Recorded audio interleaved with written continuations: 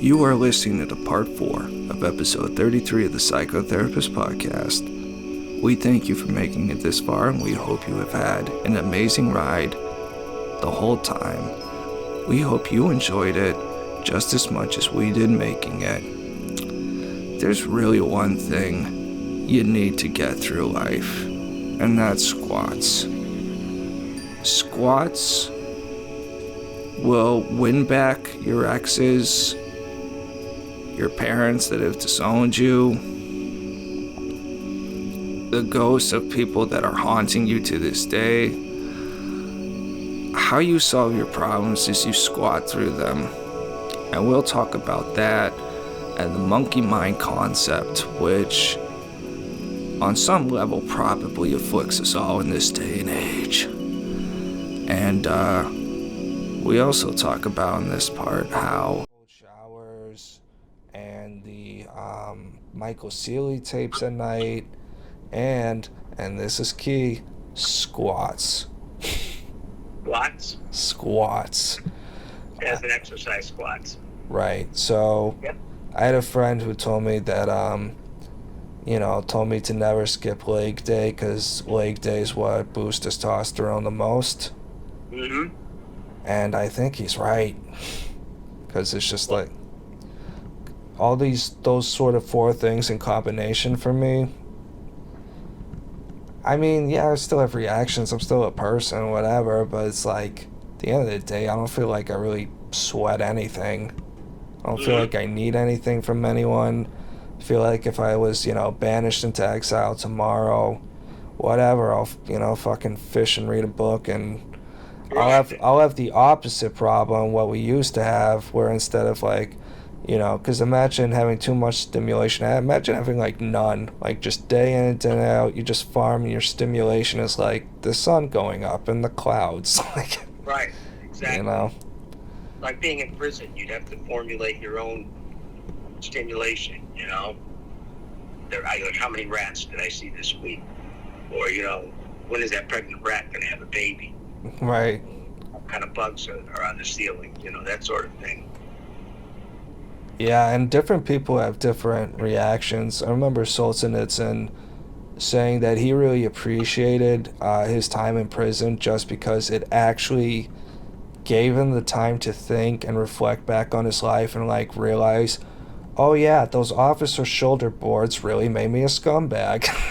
Oh, maybe I shouldn't have forced that German to carry my suitcase to the gulag, like... Right, yeah. All kinds of different things. So, obviously not everyone's going to have that kind of coming to consciousness, whatever you want to call it, but... Right. Anywho. So, I think we got... Sorry. The idea, I think the basic, that you can Google it and read a lot of interesting thoughts about it and a lot of imagery. You can just imagine the imagery and paintings people have done over the years, mostly coming out of Eastern religion, on monkey mind, monkey minds, monkey mindset, that sort of thing.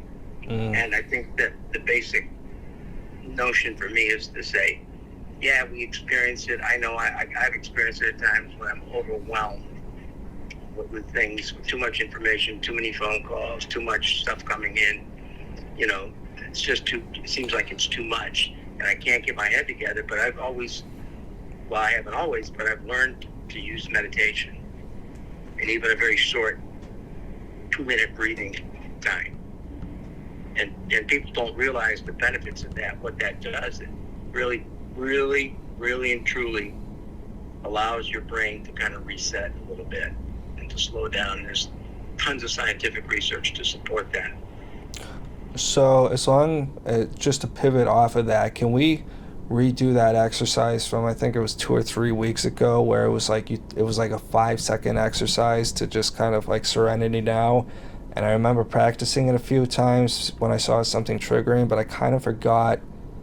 Like, it was something like you say to yourself thinking, you breathe out thinking. You know what I'm talking about? Yep, I do. You want to, can we re-review that for the audience? Because I don't know if that was caught on tape. Because I have been using it myself, and I'll give credit where credit is due. I picked it up from the Calm app. The woman who does the daily practice for the COMAP. I don't know if she's the author or owner of this particular technique, but it really is sort of a cognitive behavioral technique, that combines relaxation, meditation, and, a cognitive behavioral notion of not getting stuck on a thought. Yeah. And her approach to it is when you sense this coming on and you're having a hard time with it, just say to yourself, take a breath, say to yourself, thinking, quietly, thinking, do it repetitively, and then combine the visualization part, which is very big. And that's sort of my two favorites that I used to use with kids when I went in and did relaxation exercises with them before the MCAS, were the notion of an airplane flying away, and you follow that in your mind until you can no longer see it. It's a good hypnotic induction too, that you just follow that airplane as far as you can, ignore the chemtrails, and just let it go until it becomes a dot. And at that point, take a nice deep breath, and that thought or that anxiety is gone. Or a boat taking, in the ocean. The school I did it at was right on the water, so the kids connected actually more with the water piece of it, the water analogy, when I did it there. It's like you're going off in your boat. There goes your brother's in the boat, in the motorboat, and you're back with the dog. You're watching, and suddenly you can't, you're looking, and he just getting further and further away. Now you can't make out his body, Now he's just a blur, and now he's gone. And at that point, you change your voice, and you say, and now he's gone. And you're deeply relaxed, and the bad thought is gone, and that thought won't come back. And there's a mini Bob hypnosis right there. Voice and all. I'm waiting for you to snap your fingers so I can snap out of it. Well done, sir. So... Yeah, I'm of the Ericksonian school where you basically use your voice.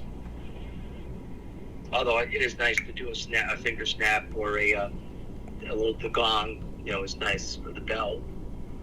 Yeah. Could you sense it though, or see the difference in me changing my voice? No, I noticed the modulation. Modulation, that's what I mean. Yeah. So we have it's 12:30, so we're pretty much out of time, but I have two things to spew out, unless you have anything. No, I don't have anything waiting. I'm doing on call with the military this weekend, but I'm only doing a few hours a day. Today I've done 1 hour, and I do a couple this afternoon, so I've got time. Yeah. So one random thought, there's no response needed. It's just something that I remember I wanted to hold on to and throw out, because I thought of it afterwards for going back to the pride conversation. Just another thing to add to it. When we're, even when we're adults, what do we love to hear from our parents? I'm so proud of you. Yeah. I don't know, the plot thickens, but anyways, the other thing, just because we've... Well, that really ties into the pride thing in a way that I hadn't thought of before. Yeah, So we seek that, if anything, that's really what we seek from our adults, our important adults. From our peers, from ourselves, yeah. Coach. Exactly, teachers, whoever. Teachers, yep. Yeah, so the other thing, just because JP got mentioned a few times on this pod, have you looked at all into his Twitter ban thing? His Twitter what? He got banned on Twitter. No, but this is interesting, and I don't know how to get into it in a short way, and I'll fully understand it, but one of my patients who... And it's like people all over the world. And I think that basically, now that 60 Minutes did a piece Sunday night, I don't know if you saw it. No, I didn't. It was an expanded piece on those people who had some bizarre things happen to them, like the Havana syndrome and other things like that happened in different countries. And they pretty much, didn't know what it was. Some people theorized that it's basically Russia, the United States, and China engaging in Cold War activities that they had done before, is like identifying ways to torture people, to cause havoc. And in this case, the theory is they're using microwaves. And they had a guy, and the government tried to deny it, but last week a lot came out.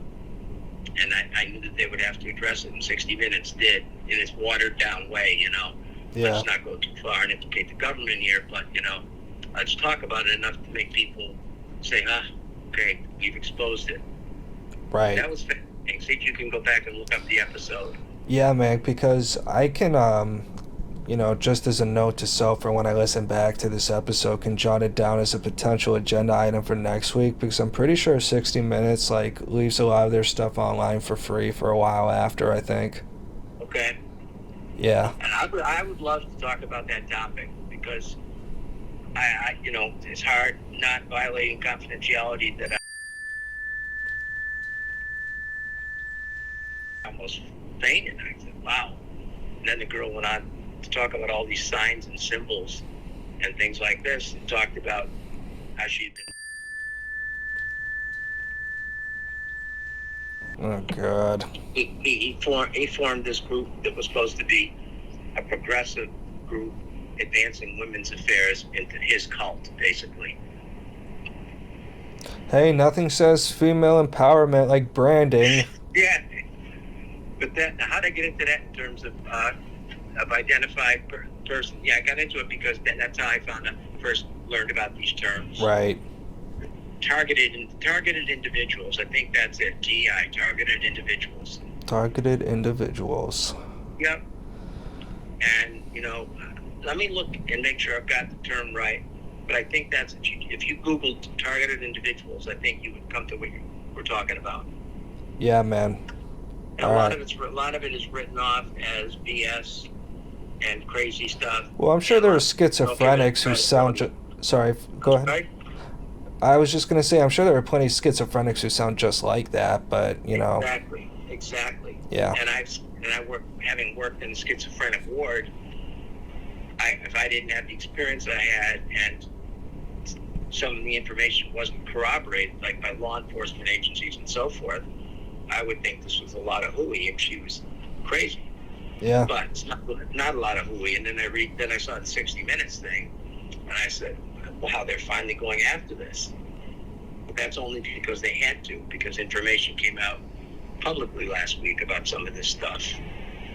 And then the guy, pretty much like the lady who wrote the book on Lyme tick disease, the guy who was the all-time expert on microwaves, was 80 years of age, and he was interviewed, and he talked about the power of microwaves, and the size of the machines, how far they could go, how you could get them to do certain things to people, what parts of the brain it tapped into, how you could paralyze people. So it was pretty interesting in general. So yeah, we could talk about that. Sounds good. Sounds like a good thing to bring up for next week. Great content. Yep. I'm loving it. All right. So let's put that on hold, okay? All right. Sounds good, Chief. Any closing thoughts? Other than, if you want to have a mini week short session, give me a ring, okay? Okay. Wednesdays, I don't have my book, but Wednesdays is probably the best day for that. All right. That'd be probably fine. And I just want to say happy 4th of July. God bless America. We deserve to go back to the British. Yeah. We deserve something. I'm not quite sure what it is, but I think we're going to get it. Oh, boy. Dark winter, Bob. It could only get crazier, Dark winter. One big episode of Saturday Night Live, Malcolm. That's all it is. Never fucking ends. But, nothing's forever. No, enjoy the humor elements of it, because there are plenty. Absolutely, and, at least he's not like, I don't know, an actual Mussolini or something. Oh, no, he's a very benign person. Well, I don't know if benign's the word, but let's just say he's not, we don't have to worry about him planning anything too dangerous and elaborate, but, that might be the problem. No, he can be manipulated like Gumby, though, so that's danger. Exactly.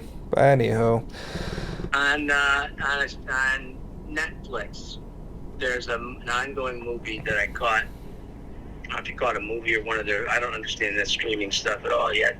But it's been on for a little bit, and I've caught it for the last few months. That I think is funnier than hell. It's called Strike. I think it's Strike Force or something like that. Mm-hmm. It's about a wing of the military that's dealing with aliens in outer space. But Oh, you mean Space Force? Space Force, yeah. Have you seen it? It's so funny. I was listening to the podcast from like February, and it came up, and I still hadn't gone to it yet. But Steve Carell's in it, right? And John Malkovich, yeah. Yeah. Malkovich is brilliant. I'll see if Absolutely brilliant. I'll see if I can find that on the. I don't know if this Hotel TV is like on demand or what, but we'll figure something out. Yeah, and there's an Asian guy in it who you've seen in a lot of shows. He's very funny, he plays the head scientist. So that's the triad. It's Steve Carell is the general, Malkovich is the brains, the genius, and the Chinese kid, the Asian kid is the chief scientist. Word, bro. You'll laugh your ass off. I'm loving it. All right, Okay. Do you want to hit that singing bowl and sign off? Yeah, I sure do. Any chance to hit the bowl. Got to position it just right, though. Okay, to get the tonality right. Ready?